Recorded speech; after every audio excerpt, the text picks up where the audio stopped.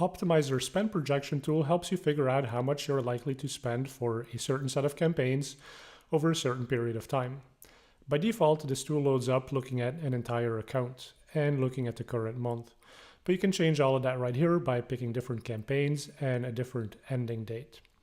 It also starts with the target budget that you have on your Pro dashboard. If you don't have a budget right there, you can always come in here and just change it to whatever value you need and hit the refresh button.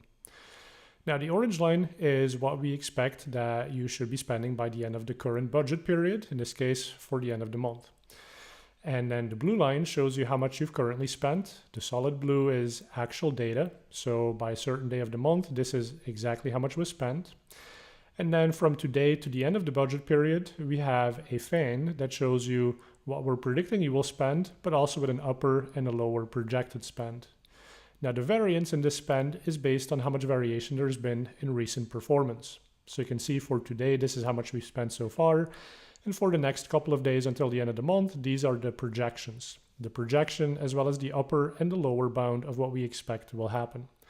And so based on this, we can see that right now our spend is 53% of the target, and we would need to spend an additional $58.85 per day if we were to hit our budget by the end of this budget period. Now let me show you what happens if you increase this to a longer date range. So if I say this year and I update it, you're going to see that first of all, the target budget is going to change. So we're going to update this number to the end of the year. And then we also show you this prediction towards, in this case, December 31st.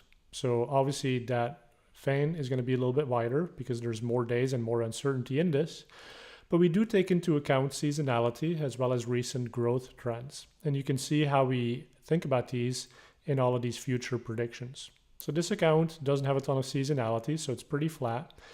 And that's what you see here. But if you had an account that was doing particularly well around Black Friday or the holiday shopping season, then based on a couple of years of historical data, we would know about that and we would predict that you'd spend more during that time of the year. And we'd also increase those projections if we saw that in the recent period you'd been spending more than the year before. So this is how you can use the tool to project what you'll be spending.